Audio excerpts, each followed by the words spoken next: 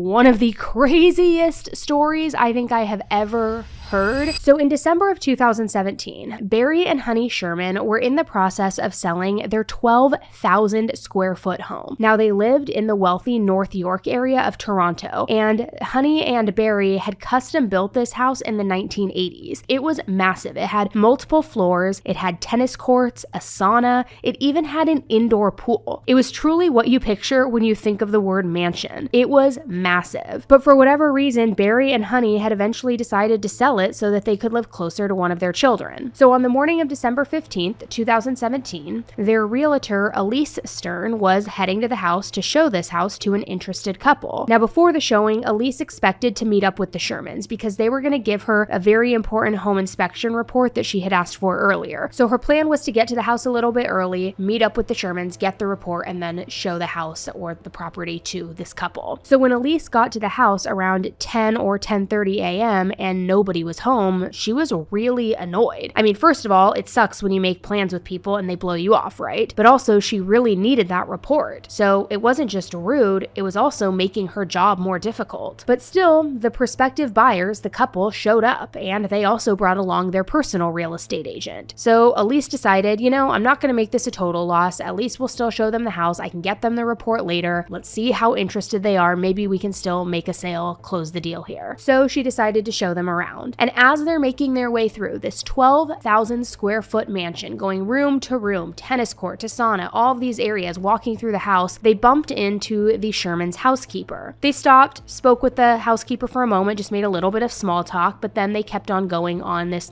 grandiose tour, and they kept just checking out all of the rooms. And then she tried to salvage the showing by moving to the most exciting part of the house, the most grandiose, the one that would make your jaw drop. And this particular room was where they had an underground lap pool. So they were all just standing there taking it in, looking at this amazing pool, this amazing perk of buying this new home. But then the other realtor turned to Elise and asked her, "Hey, what's that at the end of the pool?" So Elise looked over to the far end of the pool, and when she did, she saw a couple just sitting there quietly on the floor, upright, not moving, just kind of frozen, just sitting and staring. And they were right there near the edge of the pool. And by this time, Elise believed that the couple that she had seen, those two people, actually were Barry and Honey Sherman. And more than that, they were dead, just sitting there upright. And even weirder, it looked like they had been dead for quite a while.